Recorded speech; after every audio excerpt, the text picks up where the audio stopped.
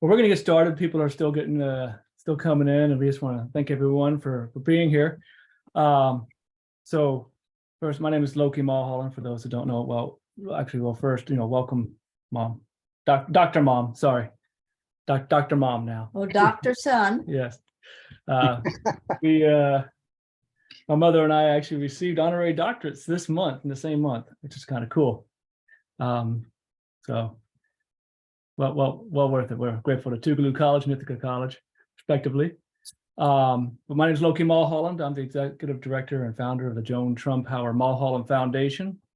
That's her. And he named it that without asking permission to use my name, but isn't that just like a kid? Okay, Mom. So, now she's throwing me off my game here. But I want to first acknowledge, we actually do have at least one of your sons, besides me. She has 5 boys, but my twin brother Geronimo is on, so welcome. And we want to also acknowledge any board members that are on at the moment. And there's so many people popping in, I can't even see who's on anymore. So, and any civil rights activists of their own, welcome as well. And I apologize, I really just can't see anybody. But I wanted to also lay out the format of what we're going to do today. And so it's actually going to be discussion. I'm going to moderate a discussion with myself, with my mom, and Mike O'Brien, who is the author of basically the Bible on the sit-in. We Shall Not Be Moved, the Jacksonville War Sit-in, and the Movement Inspired. That's the book right there. So if you don't got it, go get it. Because we're not going to tell everything. Go buy the book, right? And also, most importantly as well, we want to acknowledge any members of the Divine Nine that are with us today, especially, of course, members of Omega Psi Phi Fraternity Incorporated and Delta Sigma Theta Sorority Incorporated as well. So welcome, bros and sores. But we love all of you. Yes, even iotas. That's an inside joke. But also, just so you know, we have this new book. You guys have probably seen it already up there online. Those who purchase it will actually get an autographed copy. And we'll throw a link there as well on the chat line, so you can check that out. We have it also on Amazon and on the website. So however you prefer. If you like giving Jeff Bezos more money, give it to him and get it on Amazon. If you want to give more to the foundation, drop it there. Either way, it's going to get to us. But so I want to start off, Mom, with talking about what are sit-ins, and because you were in several before you got to Jackson, but what was the whole idea? What was going on? The idea was that if you were welcome in the store to spend your money in other parts of the store, you should be welcome to sit down and eat in the store. Everybody together, black and white together. And back then, not only in the South, but in some other places too, white folks could sit down and have a good bite, but black folks had to place a carry-out order and take it outside the store to eat it. And we thought that was not right. If your money was good in one part of the store, it should be good everywhere in the store.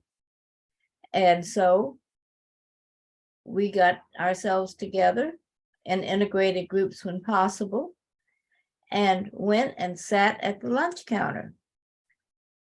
This was before the fast food joints, and you went to the lunch counter in the 5 and dime, which was sort of like a dollar store today. And if you could spend your money over there, you should be able to spend it equally at the lunch counter. So we would go and sit down, and they'd tell us we can't serve you. And we wouldn't move. We'd just sit there and wait. And they had to close the lunch counter. We were bad for their business. So eventually, the lunch counters opened up to everybody.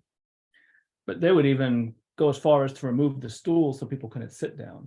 Yes, indeed. They'd pull up the stools They might call in the police to arrest you. And the rowdies might come in. Well, in Arlington, the American Nazi Party showed up to hassle you. It was interesting. I was pulling some images for someone on, they were looking for images of you. And I had these, and I was going through some files, and I found this article talking about the Arlington sit-ins and here in Arlington, Virginia. And it was just striking to me. It said, Negroes can now eat at the lunch counter. And it was like, well, one day they couldn't, and now they could. Well, And it was the actions of you and your NAG group, the Nonviolent Action Group, and and from based Howard, out of Howard, yeah. that now, I mean, breaking not only the social norms, but legally. I mean, that was what the striking things to me was legally, it was against the law to even eat together. Not only was it against the law for us to sit down and eat together, or sit anywhere and do most anything, pray even, but the person who enabled it, they could be arrested just as well. The lunch counter managers, the park ranger, the minister, man, they could all get arrested. And basically they weren't ready to get arrested. Right. Now, and these lunch counter sit-ins, obviously starting February 1st, 1960, there was some before that, but the student movement that we know traditionally would have been the A&T4. That's Greensboro, right. North Carolina. The Arlington sit-in was later in June or so Yeah. in 1960. And you actually, and this is going to play a part, and we're not going to talk about that quite yet, but I want to set this up. That this is going to play a part that your name was on a Supreme Court case. Yes. Is that right to say about sit-ins? I was one of the ones whose case was chosen for appeal from the Durham, North Carolina sit-ins, and it went all the way to the U.S. Supreme Court.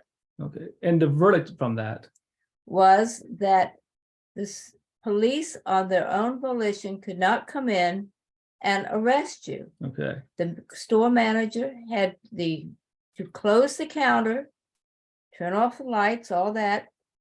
And if you still refuse to leave with the store closed, then he could ask the police to come in and arrest you. Right. So just to set the stage here, in Arlington and so forth, the police could come in. They could, but the prosecuting attorney in Arlington said he wasn't going to enforce the state law that would get the store manager arrested. Right. And then the surrounding jurisdictions said, well, if Arlington's not going to do it, we aren't going to enforce the law either. And that broke open all the seating in Northern Virginia. Okay, so just tuck that in the back of your brain. It's gonna play a key role in Jackson. And so I want to turn to Mike O'Brien real quick here. Mike, you're actually writing a new book on this, by the way. This is about the Tougaloo Nine. Right. The 9 Tougaloo students who sat in at the Jackson Public Library to sit in there. So there were sit-ins taking place. Even Lou Von Brown will say there was actually, they did a sit-in at Woolworth. They just didn't take any photos of them. But what was happening in Jackson? What was the environment taking place to set the stage for the Jackson sit-in?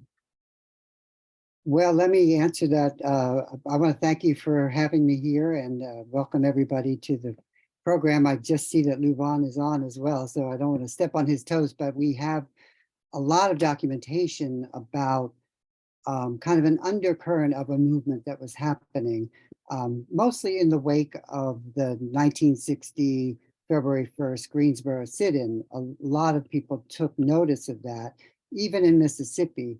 Although in Mississippi, things were so closed down, things were so it was kind of like a police state, so folks didn't want to step out. If you stepped out, you really got batted down. And I'm sure Lou Von can talk a little bit more about that. But so there were a couple of sit-ins in Jackson. The first one, as you mentioned, was the library sit-in. The folks who participated in that, thought about, well, where could we have a sit-in where we don't get beat up and where there's a crowd doesn't develop. And they thought about the library, and these were all Tougaloo students who decided to go to the local library, whites only library, and stage a sit-in. And so that did happen in March of 1961. So that's a year and a month, almost 2 months after the very first, well-publicized sit-in in Greensboro. So that's how long it really took before things started happening in Mississippi. And then after that, the Freedom Riders came almost immediately.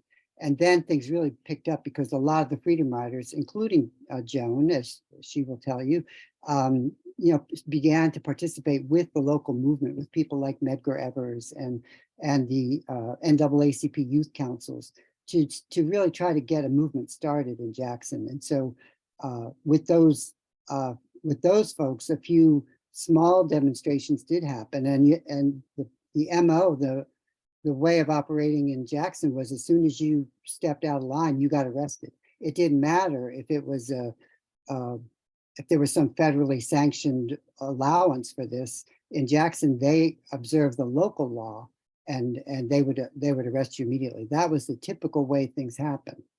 And so when we get around to the Woolworth sit-in with Joan, everybody expected there would be an immediate arrest. And Right. nobody expected the thing that would happen, which we'll get into. Right, and we're going to get into that in particular. And one I want, definitely, Luvon is here, one of our board members and freedom rider, and in the film, the Emmy-winning film, The Uncomfortable Truth, as well. And I just saw that John Swain came on, who was the CEO of the Greensboro International Civil Rights Museum in Greensboro. So welcome. So, Mom. Yes, Sonny boy. So Tougaloo College, you guys are, how did you actually get involved in the sit-in? Not necessarily, we're going to get to the actual sit-in part, but how did you get involved in the process of why were you even part of this whole plan? Well, there was a picket line going on down the street, sort of a diversion. Well, before you get to that, I'm talking about in the planning stages and so forth, before you guys even get downtown. I wasn't in the planning stages. Like, I don't think. Who Right. invited you in? Who invited you? I don't remember. Mike, you might have no. Well, it might have been either Ed King or John Salter, I'm thinking. Okay. And so Ed King, I don't know if he is on or not, but Ed King was the chaplain at the time at Tougaloo College, one of the civil rights leaders out there as well, and was one of the 14, if I have the number correct, Mike, 14 people that were involved in the sit-in itself, being as a spotter or sitting at the lunch counter. Or a driver. Or a driver and such, but he would report back to Medgar's office, to John and Medgar Evers. Yeah. Well, I was invited to be part of things as a spotter, a person who could be witnessing what was happening, just blend in with the crowd. And if violence broke out or there was an arrest, then you would call Medgar Evers' office. You had your dime in your pocket ready to make a phone call. Now, I was a spotter for the diversionary picket line down the street a block or so. And we didn't expect them to be arrested, but they were arrested right away. And we called Medgar's office, and Lois, the white teaching assistant, dorm mother, and I, well, what are we going to do now? And we hadn't seen any, paddy wagons or squad cars or anything going down to Woolworth. So we thought we'd just walk down and see what was happening. And when we got there, things were really happening. That's when Memphis was pulled off his stool and kicked to where he was bleeding out of every hole in his head, and by a former cop. And things were getting really ugly. Yeah. Now, Mike, to that point, these things are actually planned out. it's not just, I mean, besides when Levon Brown's involved and they just randomly walk in and get in trouble. But that's what happened with his sit-in. They Right. just randomly walked in and they didn't tell anybody. But otherwise, these things are planned out and there's a purpose for this. How did the sit-in itself fit into the broader scheme of things with Medgar's plans? Well, this had been under development for a matter of months. In December, John Salter and the North Jackson Youth Council, which was a branch of the NAACP connected with the Jackson branch, and with a lot of Tougaloo students participating, they began a boycott of the downtown stores. See, all of this happened on a street called Capitol Street. Jackson is the capital of Mississippi. At the very top of Capitol Street is the original Capitol building, which had been superseded by a much grander one a couple blocks away, but the old Capitol still stood. And on Capitol Street was where the entire business section, I mean, it was a huge 8-block area of wonderful business shops. And if you were white, it was like going to the Mall of America at the time. I mean, and that was the biggest shopping district in the state of Mississippi. So wonderful restaurants, stores, movie theaters. But if you were Black, you were just not welcome. You were not welcome in the stores. It was made clear to you that you were not really supposed to be there. If you went into a store, you were not waited on until every other white member of the store, even if they came in after you, was waited on. I mean, there were just simple way. They wouldn't call you, they would call you these demeaning names, all kinds of stuff. So Capitol Street became a perfect target for a boycott. And because Mississippi was such a violent place and many Black people didn't want to participate in active demonstrations, but a boycott is just you stay away. You stay away from the store and stop buying there because they don't respect you. And so that's how this all started, as a boycott in December of 1962. And they did have a few pickets outside Woolworths to kick it off. And then there was some more in April. And the progress was building until May, when in the middle of May, the statewide NAACP finally decided to support the boycott.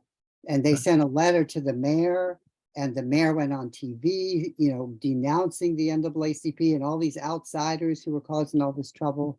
As a result, because he mentioned the NAACP on TV, the National NAACP petitioned the Federal Communications Commission to have equal time. And there was an equal time rule at the time. So Medgar Evers, a week before this sit-in, goes on local TV to counter what the mayor had said about the NAACP. And he explained all the reasons for the boycott and all the reasons that Black people were unhappy with the current situation. And on that very day is the day that this Supreme Court ruling came out that you were mentioning, that said that the sit-ins are actually legal and the police can't interrupt them.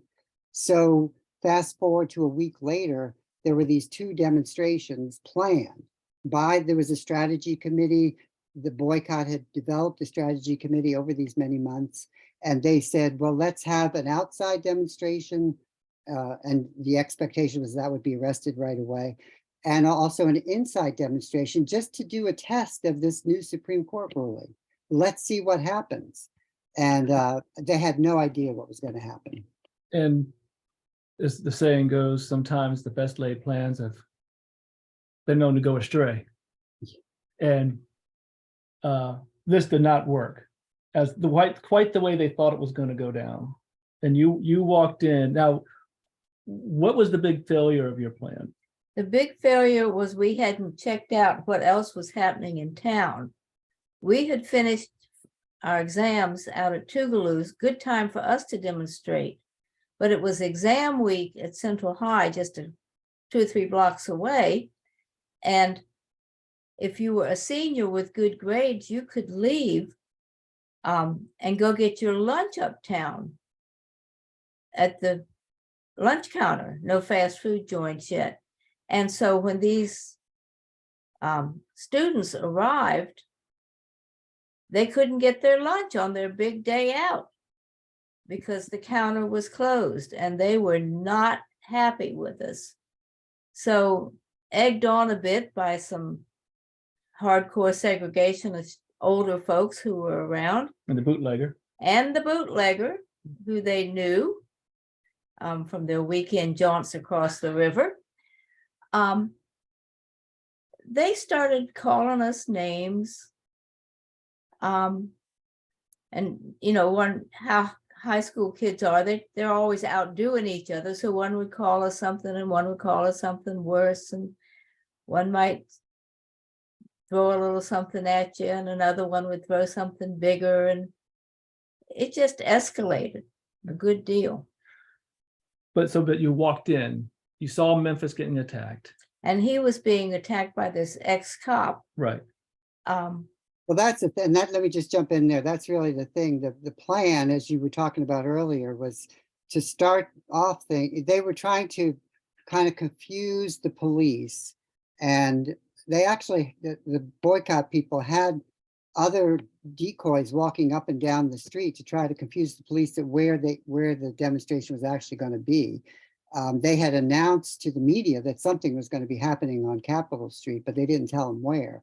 So the Woolworth sit-in started first at there were three people: Perlina Lewis, Ann Moody, who's well known now for coming of age in Mississippi, and Memphis Norman that Joan is talking about. The only Black male in this first contingent. All three of them were Black. All three of them were from Mississippi. They walked in first, as Joan mentioned, purchased a few things in the store, and then at exactly 11:15 went and sat down at the counter. And for the first 45 minutes, actually nothing really dramatic happened. And this was a little bit shocking because they expected immediate arrest. But as you said, the police decided not to enter the store because of the Supreme Court ruling. They had gotten word from their attorney, from the municipal attorney, that they were not to enter the store under any circumstances. And so they stayed outside and let this mob develop. And then this guy, this former police officer, big hulky guy, comes in, sees what's happening, doesn't like it, and knocks Memphis off of his stool onto the floor, starts kicking him mercilessly, knocks the other two women off their stools too. And so in his mind, he has stopped the sit-in. Everybody's, everybody's off the stool, game over. And this is when Joan walks in and sees all this. But in fact, what happened is the police officer that Joan often mentions, Captain Ray, from the Jackson City Police, he knew this was a bad plan for the police to stay out of the store. So he planted one of his detectives inside the store as undercover. And when that guy saw the fracas going on between Memphis Norman and Benny Oliver, he gradually, not immediately, but gradually went up and stopped it and arrested both of them. He arrested Benny Oliver for assault, obviously, but he arrested Memphis Norman for breach of the peace. Yeah. Which what does that mean, Joan? Breach of the peace? Well, usually it means that you're getting a fight going, but in this case, it meant that Memphis had upset people's peace of mind. Exactly. Your presence. Your presence in the store has upset somebody so much that they're going to punch you out. So it's your fault for being there in the first place. Yeah. Yeah. No, but before we continue, I just want to make sure, I know some folks have their hands up and so forth. We are going to do a Q&A segment, so just hang tight. But Mom, so as Mike said, everyone's put off their stools. Memphis is kicked and bleeding, and you're walking in and you're seeing this. Now, Perlina and Annie get back on the stools, but now they're separated. And these lunch counters are really long. I mean, how long was that one, Mike? Do you remember? 50, 54, 52 seats. And so 54, 52 seats, they're separated quite a distance. Lois sits down with Perlina, you sit down with Annie. Right, but what were you thinking as you're seeing all this play out? Well, I think even before that, Yeah. I had, with the two girls, I had seen somebody, I think with a knife, wasn't it, Mike? Yes, exactly. Who, and I had said, Annie, careful, he's got a knife or something like that, at which point I was, identified with him, and I was safer to sit down with the two girls. Then Annie and I get pulled off of our seats and drug up to the front of the store toward Capitol Street. And the guy who's dragging me gets arrested. He pulls you outside the store. Outside. He pushes you all the way out the store. Yeah, I mean, it was quite a distance to get me out there. And then Annie was coming along too, pulled. I think she was pulled by her hair, maybe. Yep. And we cannot, once we get free, we cannot get back through the mob to where we were. So we just sit where we can get to. Right. And then Lois sits down with Perlina. And because Perlene is all by herself then. yeah, and so Lois sits here. So we've got two integrated groups. All of them women, by the way. Oh, of course, all the women. We're the power behind the throne. You're the power right then, for sure. Power, period. But there was such a mob, we couldn't even see the other girls. But we're sitting there. And then And the crowd is getting crazier and crazier. crazier and crazier. I mean, they're not getting their lunch and they're being egged on a good deal. Yeah, I don't know about that lunch story. I mean, those kids didn't go down there for lunch. They went there. They had heard already that something was going on down at Woolworth's, and they wanted to. If you want to get involved in it, why don't you head on down? Yeah, I think it escalated to that point. But meanwhile, Ed has called back to the NAACP office, and Medgar would like to come down, but John talks him out of it because he's sort of a marked man. John thinks it's safer for him to go down and join us and what have you. And so he comes down and he sits with Annie and me. And I think that's the most integrated sit-in that took place. We had Annie, who's Black, I'm white, and John is a Native American tribal member. And I don't think we had any Asian American students at Tougaloo that semester, but we had it pretty well covered. Mhm. And so we sit there and just take it. John really gets it. White guys are the first ones to be attacked in these things, I think. Well, before we get to that scene, which is dramatic, and then the next scene, let's not overlook you kind of said it very like it wasn't a big deal, but you got grabbed by the waist and pulled outside the store and pushed into a phalanx of police.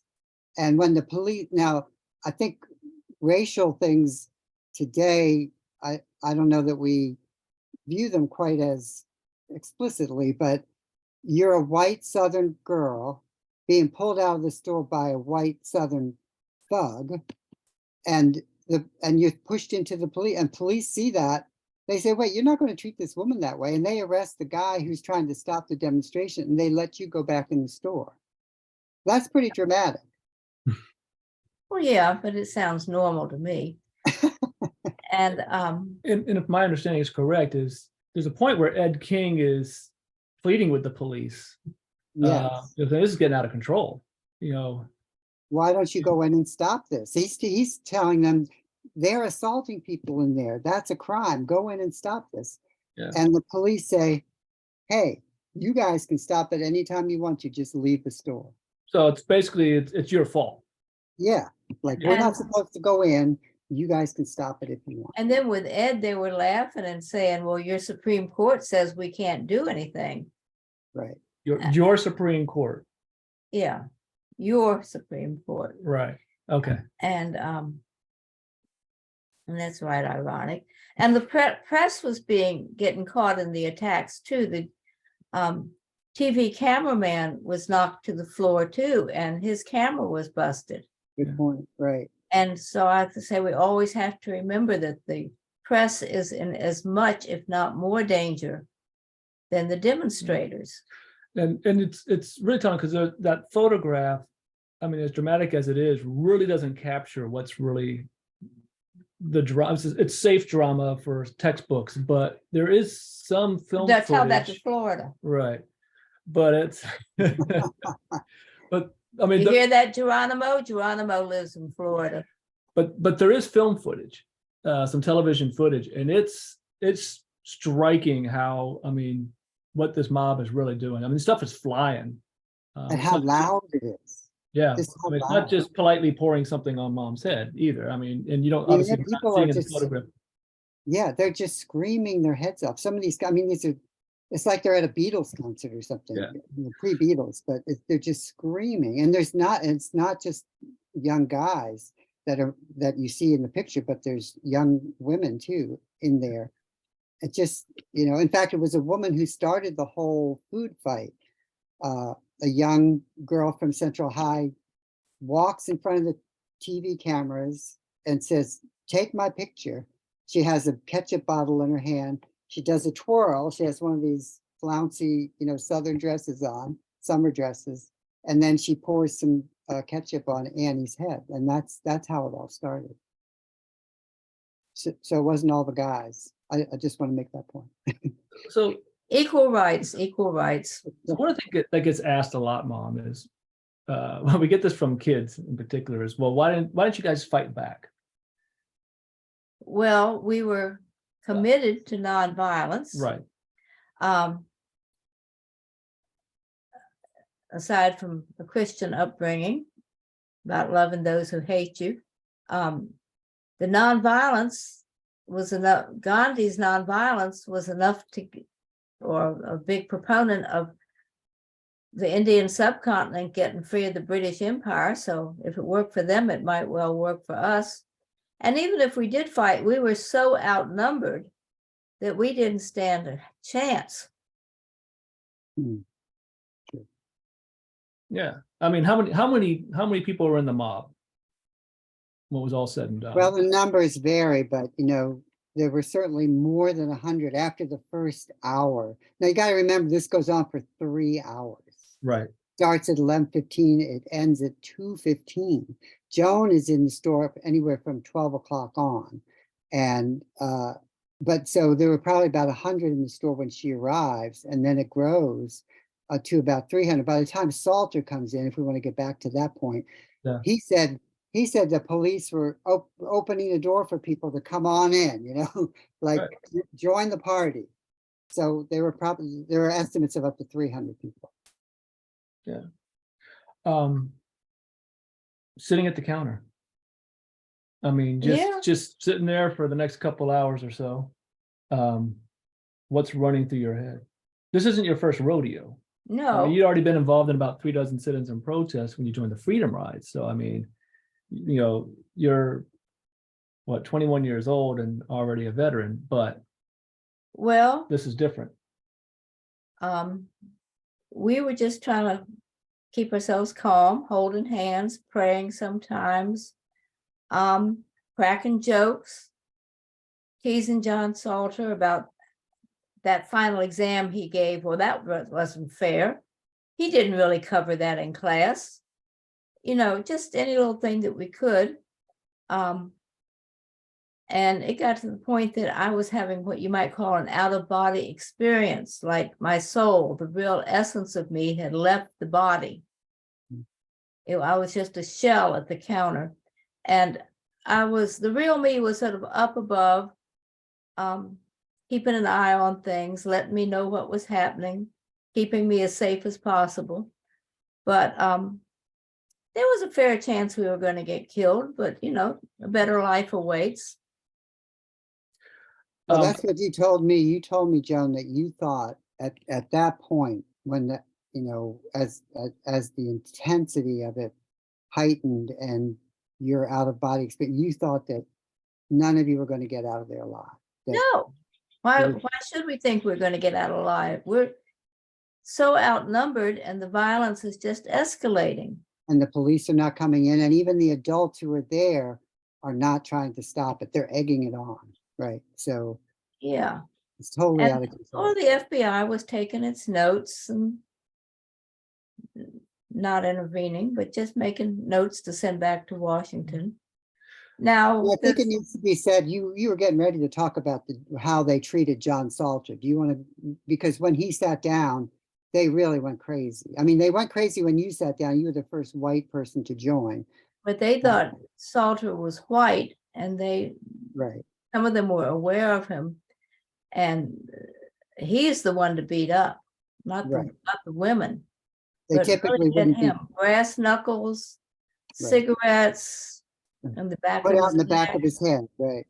Yeah. They cut the glass, they broke a sugar jar and scratched the broken glass on the back of his neck. And we both, you've known knew John Salter for most of his life. And when we went to visit him together in North Dakota back in the 90s, I made him show me what his neck looked, and you could see the circular Burn marks. scars, burn marks, and also the scratches from the glass. Mhm. All that was true. But I mean, these kids were, aside from being really irritated at not getting their lunch, they had been raised in the Southern way of life, and they were just doing what seemed to come naturally and to be expected of them, I think. Yeah. Which is a great point, because Mike, you actually, that's one of the things we always get asked is, did anyone ever talk to anyone in the crowd, on the mob? And you did. It's in your Yeah. book. Yeah.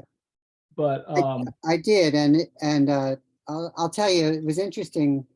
I hadn't set out to I set out to write the story of the sit-in, but mostly from the point of view of the demonstrators, Joan and John and Annie and Pearline and all those folks. And those are the folks I interviewed initially. And it wasn't until I got to the photographer, Freddie Blackwell, who was just a year older than Joan when he took that famous picture. I don't think any of us would even be here unless we had that photographic evidence that became such an iconic photograph. He was the one, when he finally agreed to an interview, sat down, we were talking about the photograph. He says, and I told him what I had been doing. He says, well, why aren't you talking to any of these other people in the picture?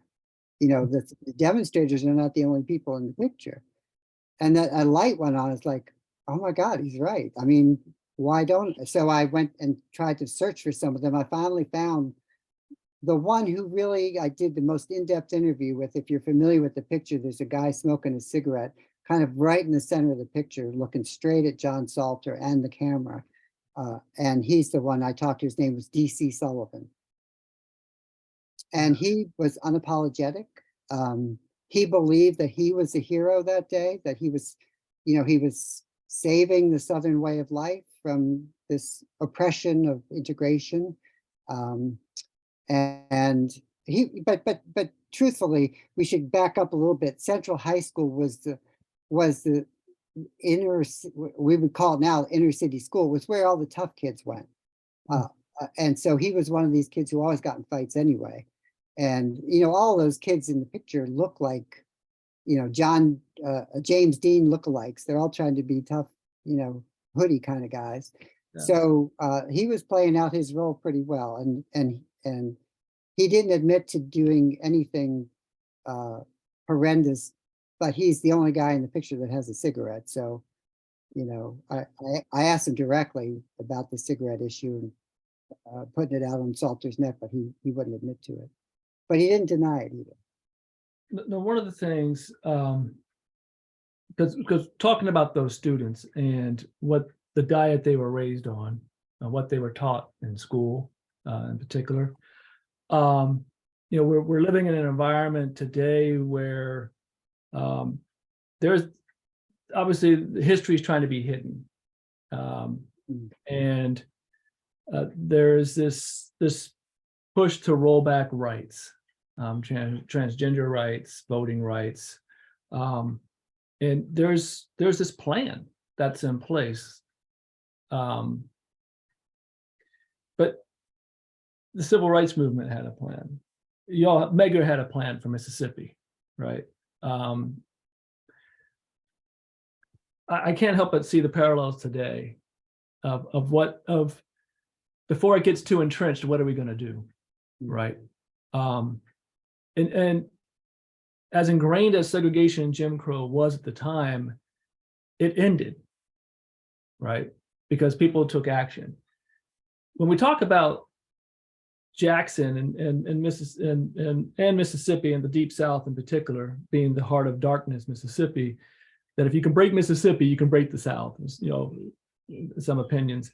And here you had this seminal moment, 14 people involved in breaking Jackson, and thus, you know, starting this movement. Because as I think was John Salter had said once, that, you know, well, you might be able to get a couple hundred people to show up to a meeting, if that. Now you had a couple thousand, right? And suddenly Jackson woke up.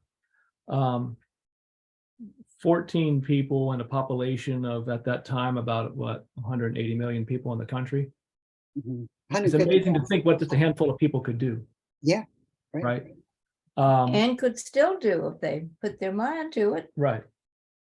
And so thinking about that today in relationship to the impact that the sit-ins had, what lessons can we learn from that? What are our lunch counters? What do we need to do, Mom, at this point? We need to get together as a group, get specific goals and plan of action, and don't forget the power of the press.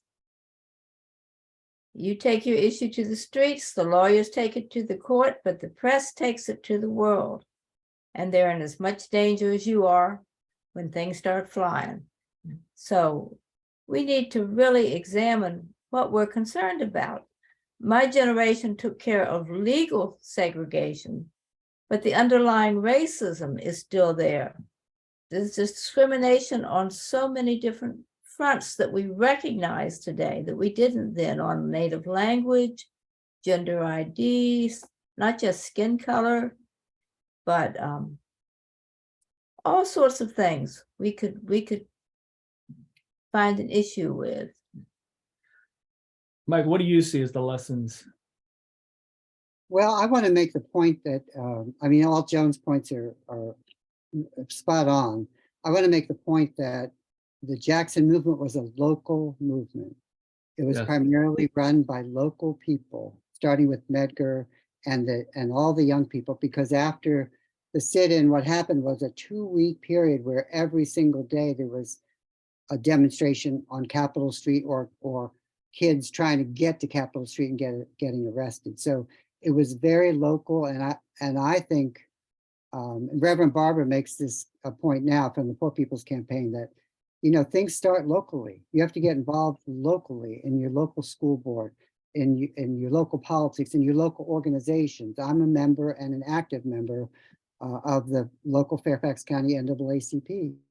I mean, because I believe that racism is one of our key issues at this time. It has to be dismantled. And so how do we do that? We start working with other people who are trying to do that. We can't do it all ourselves. Joan was a member of the Student Nonviolent Coordinating Committee and worked with Medgar and worked with the folks from the Congress of Racial Equality as a freedom rider. So she amalgamated a lot of different allies to do what she did. And that's what we all have to do, I think.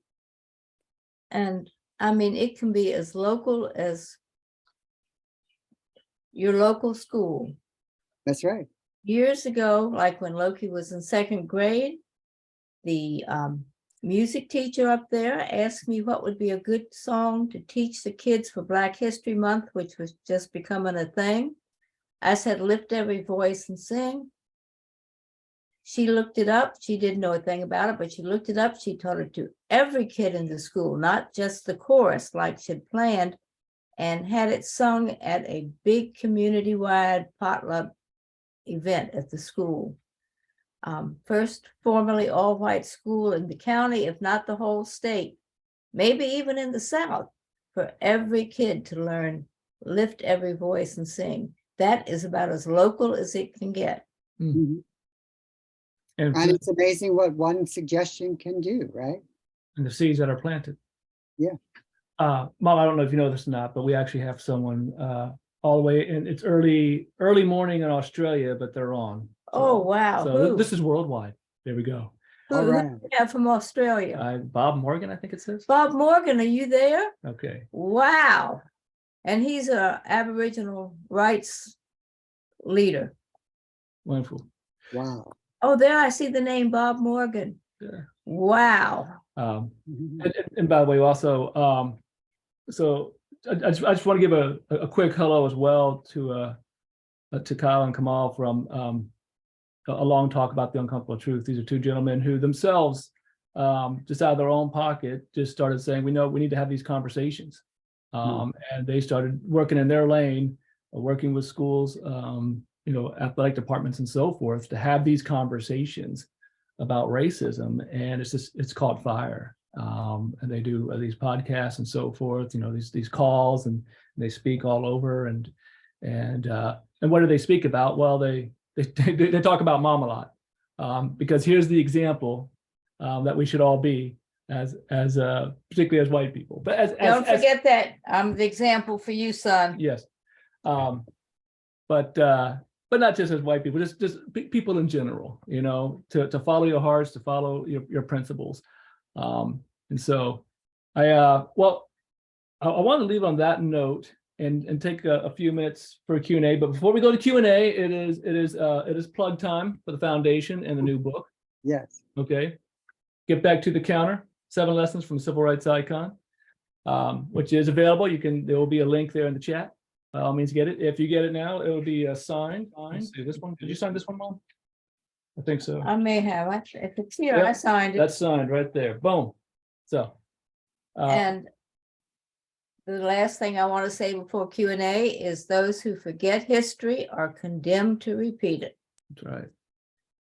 So I know very, very much at the beginning, Dorothy had her hand up. I think Doolittle is the last name, if she's still on.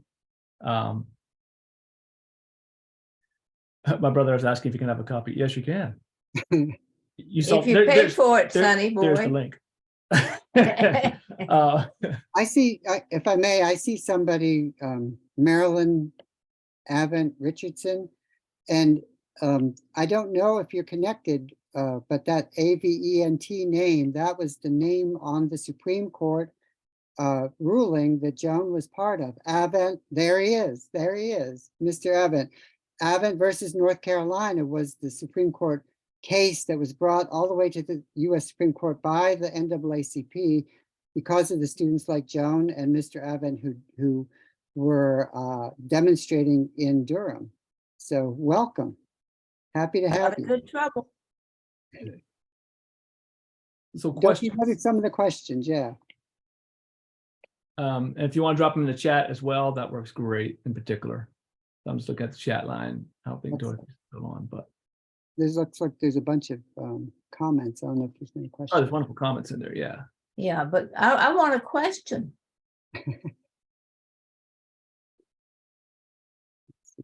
Okay. Has anyone in the mob at Woolworth ever expressed regret over their actions and asked for forgiveness for their participation in verbal or physical assault, or standing in solidarity with the mob? Not that I've ever heard of. Not that I've ever heard of either. It's interesting. I just got that question earlier this week, and the DC Sullivan, he was open with me, and I really, really appreciated that. And he was the only person that I encountered who was with that group in the background that wanted to talk. So at least he was willing to tell his story and his point of view. But I brought a book, when the book was published in 2013, I brought one back to him. And this was probably 15 years, maybe almost 20 years after I first interviewed him. So, and his wife at the time was going like, Mike, we're not like that anymore. We don't, we have friends that are Black. It's not the same. So I turned to DC, and this is when he was at the end of his life. He was just a few months from dying. And we can talk about his broader story is that he went away to Vietnam just 2 weeks after graduation from Central High School, about a week after this sit-in, and he got shot up in Vietnam. So he had, he was both a villain and a hero in the same body. But I turned to him and I said, DC, is that true? Are all of us equal? Is that the way you feel about it now in your mind? And he said, well, what he said is exactly this. I have nothing against Black people, but I don't like the intermingling. I don't like the intermarriage. The mixing is what they called it. Well, that's because. And so that's the basis of white supremacy, right? That we're not going to mix the bloodlines. So, Right. so to his dying day, I mean, he was a white supremacist, I guess. Yeah. Next Yeah. question.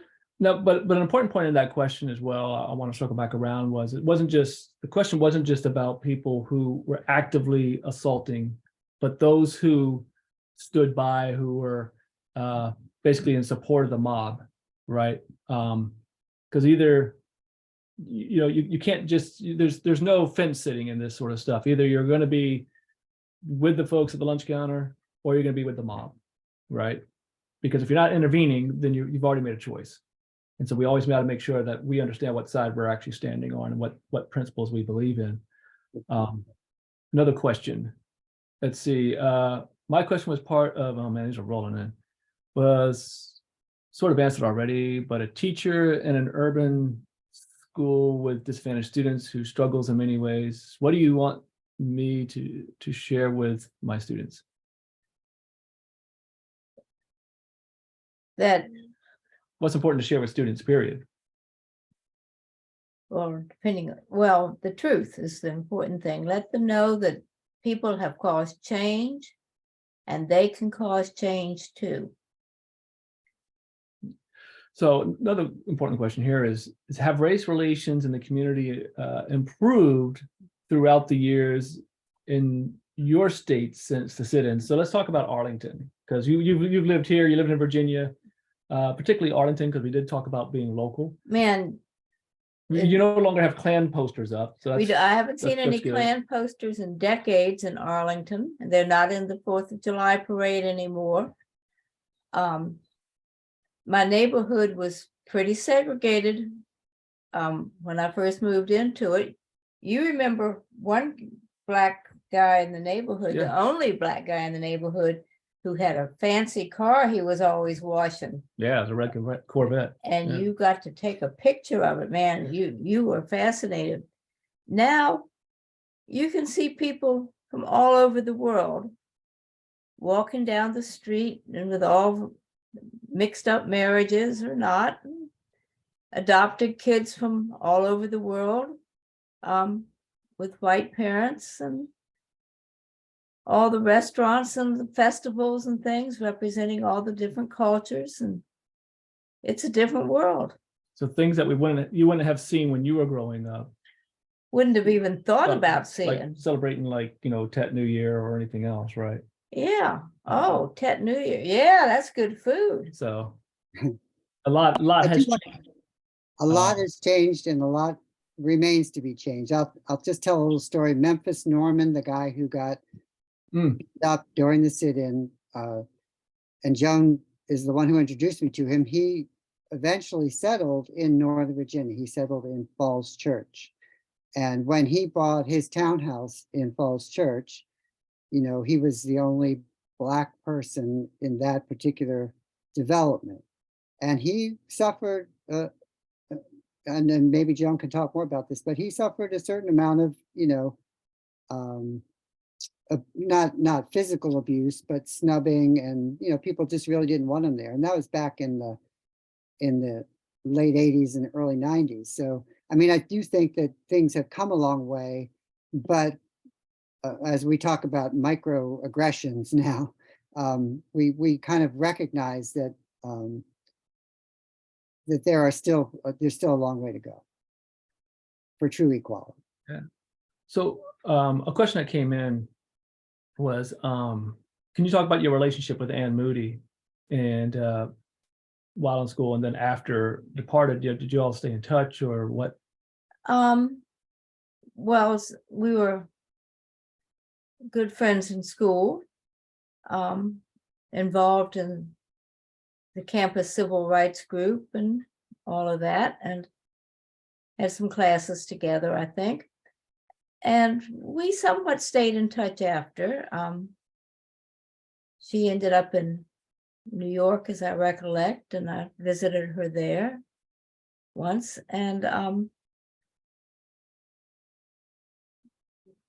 got to see less and less of her as time wore on, but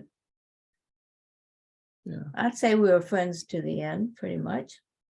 Why don't you talk about your the story that Ann talks about in her book about when you're returning from Canton. March on Washington? Oh, March on Washington. Yeah.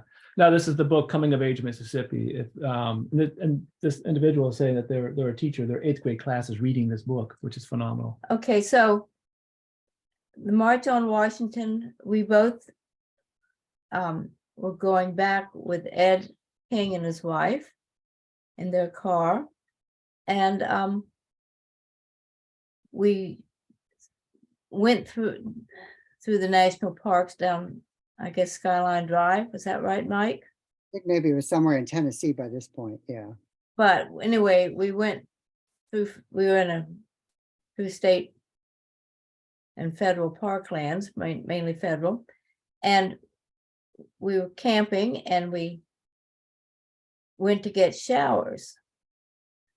And when we came out of when we came out of our stalls, she was helping to dry me off a little bit, my back.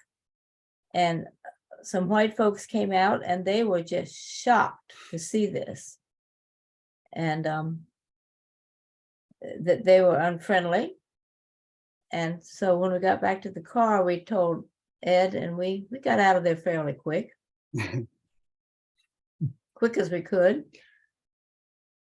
What was it? An integrated, shower. Integrated group, yeah. Integrated group on federal land. Yeah. I think this last question is a great one. It's Sunday, so for me, this is an appropriate question to ask, and it's also from one of your sources. Oh, very good.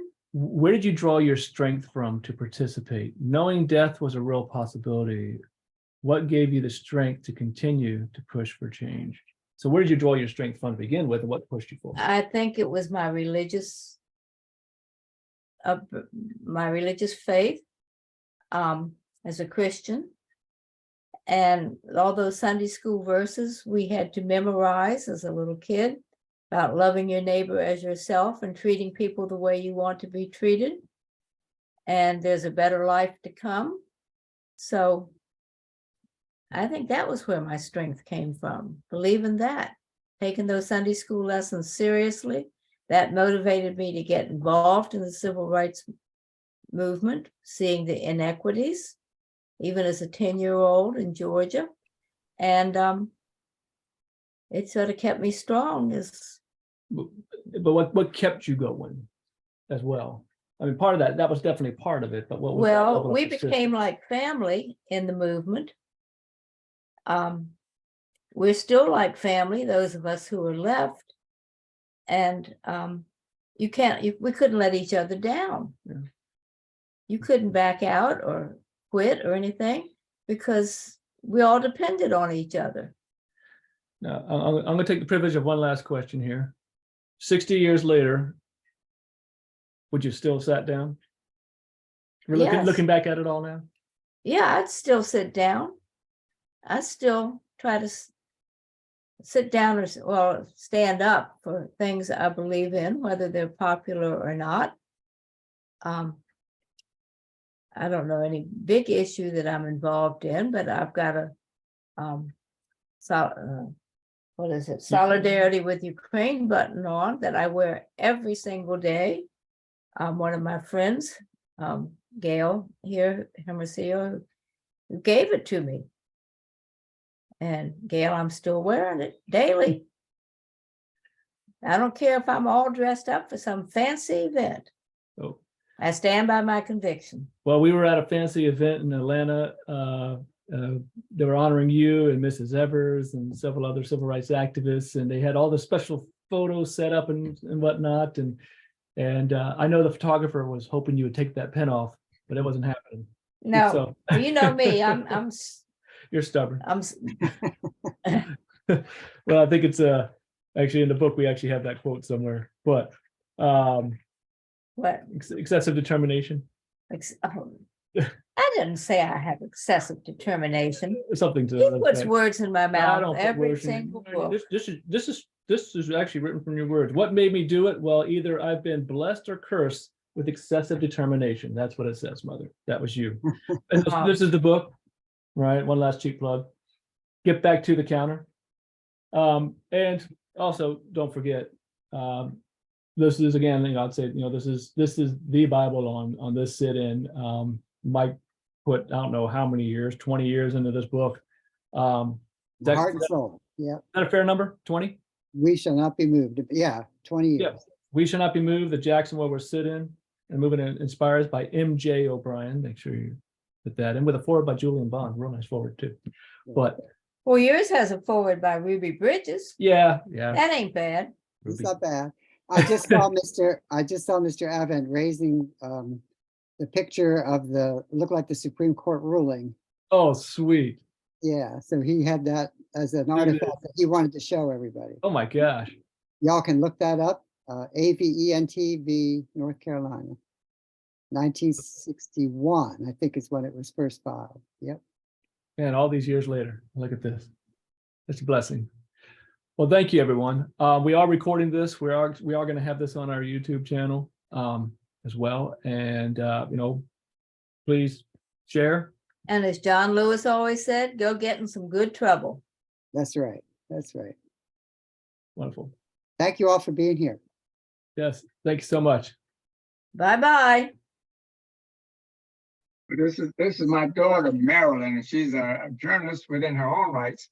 But I wanted to say, Joan, I certainly would be forever grateful to all that you've done and the privilege of having known you at one time. I also wanted to say that this brief is available from the Library of Congress. If anyone's interested in getting it, it's John Thomas Avon and Petitioners versus the State of North Carolina. And also, I had the privilege of being at the Supreme Court hearing in November of 1962, when our case was presented along with several other states. Yeah. Wow. And I also have pictures of some of the events that took place there. If you'd like a copy, perhaps I can send you a copy. at I some would like that. Yes. So thank you for everything, and continue to be as great as you are. And likewise to you. Thank you. It's been a while, but hi. It's been a while, yes. Let's make sure we get your email, guys. Put your email in the chat, maybe. Okay. Yeah, drop that right in the chat. It's Hey, been, Bob. that's what I see. Levon, what are you gonna Here. say? Can you hear Nothing. me? I just was wonderful to be in the presence of all these doctors. Not me. I'm gonna just those two. Yeah. Now this is Jones Day. Yeah. Well, keep on keeping on. Pleasure knowing you. Bob, Jim. can you hear me? I'm sorry, who's that? Me. Oh, Geronimo. Okay. Geronimo. Hey, Geronimo. Hey, guys. Hey, Thanks for having this. I saw Vincent Keys from our local NAACP chapter was on, so I was glad to see him. Oh, he's So- still on. Yeah, he's still on. Yeah. Oh, awesome. So I'm glad he could be a part of that. Love you, Mom. Proud of you. Love Loki. you. It was a pleasure to be on. Thank you, Geronimo. Thank you, Miss Joan. It is so good to see you and hear you. Lukey, it's good to see you as well. And so I want to thank you guys for holding this session. Well, thank you. Good enough. Maybe we'll see you in Boston, Mr. Keys. We will indeed. I'll be there. Me too. Me too. And we've got the only public school teacher in the entire state of Utah who actually teaches civil rights history on. Yeah. Do I still have that right? Is it still only you, Robert?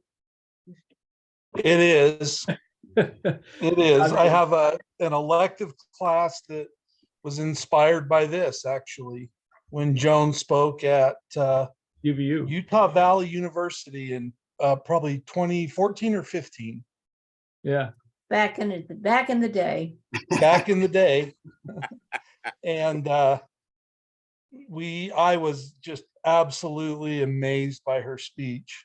and started looking for information. And then later that year, they just happened to show up at a teacher thing, and there she was. I saw her carrying this little board across the parking lot, and I followed her in the building because holy cow, it's not very often you get to be around someone like her.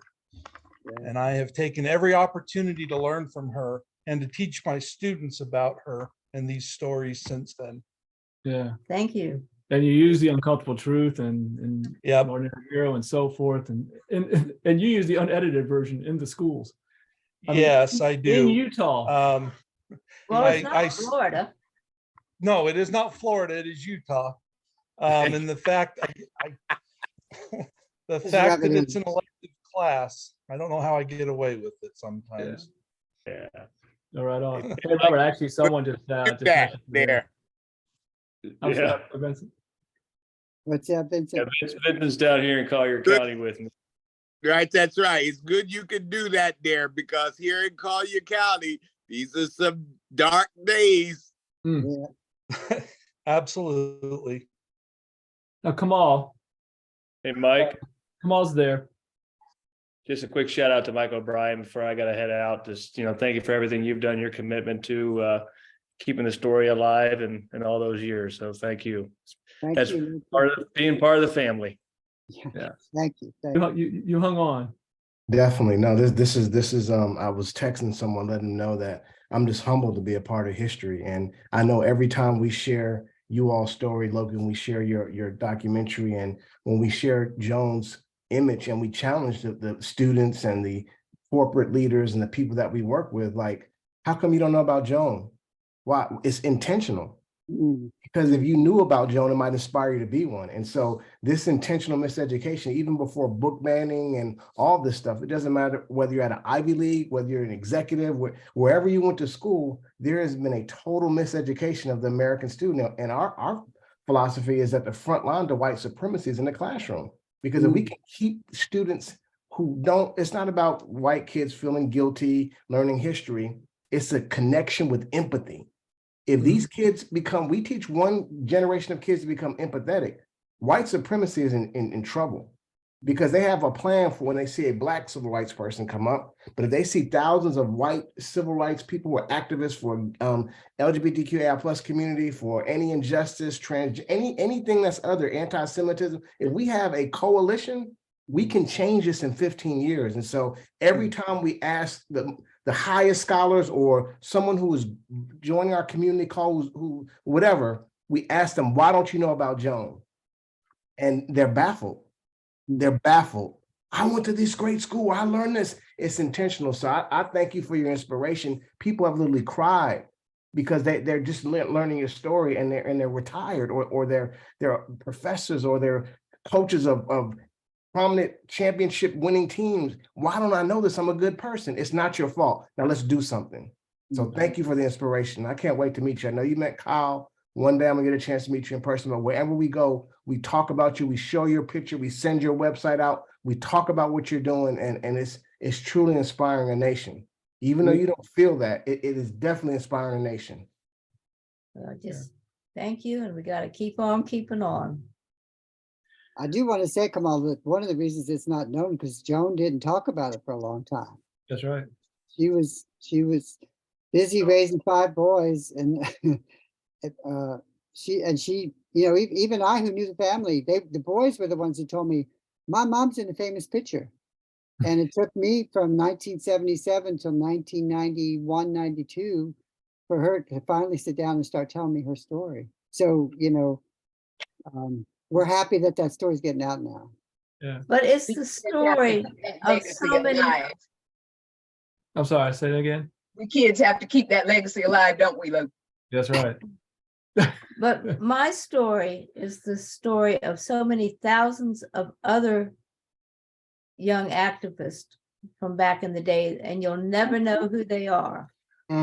Yes. But there were thousands and thousands and thousands of students getting in lots of good trouble. But we were speaking at an international law firm, and someone towards the end said, well, why are you guys talking about this?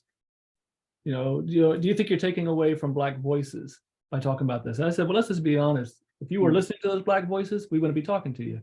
Mm, And I said, racism is a white disease we ask everyone else to cure. mhm. We should be at the forefront of solving the problem that we created, of helping make that a reality. To demonstrate that we don't have to be like that, and Mm. anyway. Beautiful. Happy for that day. I see that Allison McGill has it. Allison. Yeah, Allison. Hi, thanks. I don't know why my camera's not working. And hi, everybody. I'm Mike's wife. So I thank you. I'm over here in my study. And this is a little off topic, but what you talked about, Kamal, why don't we know this? Why wasn't this taught? I just saw today, it was like a real statement done by Tom Hanks. And he was talking about that very thing where he had just recently learned about the Tulsa massacre. Mm. And he said, 50 years it took for me to find out about this. We know about the Alamo. We know about Custer's last stand. Why don't we know about Tulsa? So I was very encouraged that he's saying something like that too. Well, that's because he didn't sit down and watch my movie, The Uncomfortable Truth. Well, I think we should invite him over. Can I say this though? Doctor, Because oh. I mean, it's so interesting because my grandfather was a Tuskegee Airman and I lived in Tuskegee, Alabama, and then I moved to Georgia. And what's so interesting because we talk about this, our community is 99% white. We have 13,000 people that we've talked to in 2 years, 99% white. And our thing is this, as a Black man in the South trying to survive in Tuskegee, Alabama, I knew about Tulsa, Oklahoma when I was 8 years old. My mother always taught me 2 curriculums. She went to the March on Washington. She was an activist. She had to teach us our history because it was never taught in the schools. And so we had to get comic books, go to bookstores. We had to go look at microfiche. She was determined that we knew our history. But now imagine the divide, what happens between Black and white people. If I know something like Tulsa, and if I'm working alongside a colleague who has no clue about Tulsa or Rosewood, and we're just doing our work, and I'm sitting here and I'm thinking, as a Black person, I'm thinking white people may know this stuff, but they just don't care about it.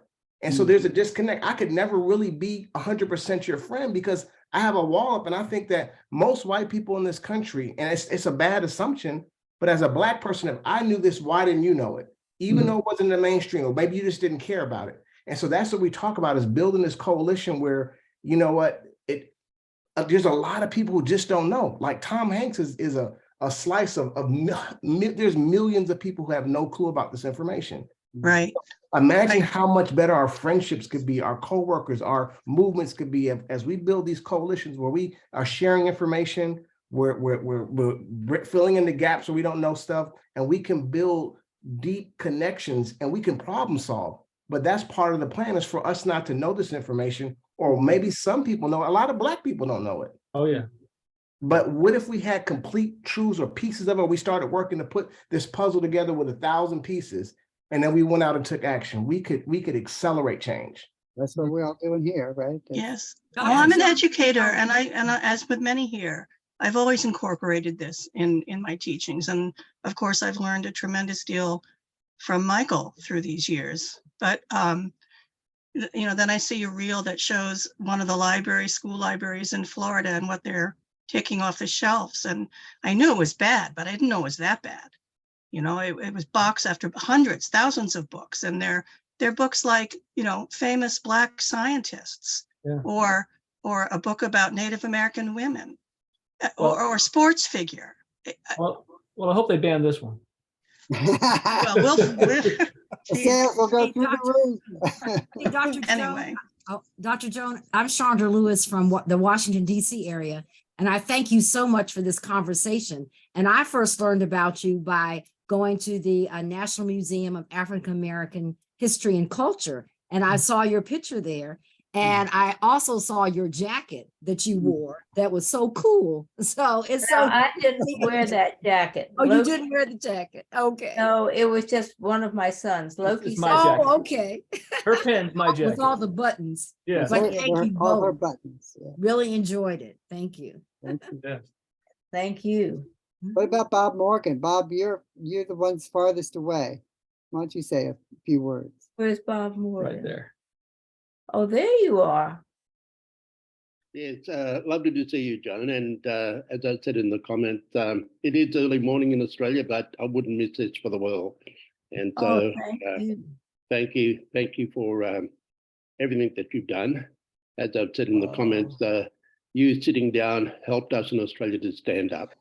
And we actually was inspired totally. And of course, you know that we had our own freedom ride. And that's where I first met you, in my hometown of Walgett Yes. in Western New South Wales. And our world is still very much in need of the inspiration and the commitment that you and the others showed all those years ago. It's interesting to see how far we haven't come. Change has occurred, but change has been at glacial pace. But as an educator, as a man who's been committed to changing the world to make it a better place for all of us, your work and your commitment and that of all your colleagues. As a young man in the 60s, I was totally inspired in Australia, and everyone that I worked with, we knew a lot about this in Australia. And Charlie Perkins and the Freedom Riders out of Sydney University, they were totally inspired by what was happening in the States. So, as I say, we've still got a long way to go, but change wouldn't have occurred without the brave conviction of people like yourself. Thank you. And be sure to let me know the next time you'll be in North America. Maybe we can meet in person instead of on Zoom. Hoping to be there in September in Canada and then in the States. And if I can make it, Joan, I'll certainly want to come and see you again, as I did, I don't know, what was that, about 8 years ago? Yeah, and let me know where and when in Canada and the States specifically. Okay, on to the I just wanted to say to Loki too that, Sure. Loki, thank you for all the work that you do, because the work that you did, the documentary, your mother gave me a copy of the An Ordinary Hero when we met in Walgett. And it's one of the things that I turn to every time that I want to be inspired. And all the other work, your incredible work as a documentary movie maker, it certainly is something that I turn to and I share with others, because it's brilliant, it's inspirational, it sets a tone and a standard for the rest of humanity. So thank you for the work you do too. Thank you. Appreciate it. Amen. I've got to wrap up here because I got to drive back down to Richmond. So, but appreciate everyone being on, hanging on. I always love the conversations afterwards, even more so. And so thank you everyone. And Great seeing everybody. I'm gonna say it wrong, so I apologize. But Brother Avent, am I saying that right? Avent? Dr. Avant, yes, that's it. Yes, just a treat to have you here. Truly, you know, when I see names, you know, this history that my mom talks about, and I've, you know, obviously I've, you know, heard it from Mike and so forth regarding, you know, that Supreme Court case and these names that are just mysteries to me besides my mom's, you know, some of the names, but I mean, yours was one of them, was mystery. And now to finally meet you in this fashion, it completes a picture for me. And I truly appreciate your willingness to share that with us. And we certainly appreciate the opportunity. Thank you all again so much. Thank you. Amazing to see you both. And Loki, don't forget to plug, you know, you're not good at this neither. We know your mom's not good. Plug the book, but also the sustaining donor program for the foundation, you know, especially Kamal, when you're doing long talks. If folks want to get involved and support, you know, that 10, 20 bucks a month to the foundation, they get access to Loki's films, bunch of other stuff. But they're supporting the foundation consistently, allowing good things to happen and the word to be truly spread. So I just dropped the link in the chat. Don't forget about that. And yeah, thanks everybody for making this hour plus really great. We appreciate it. All righty. Okay, good trouble. Take care now.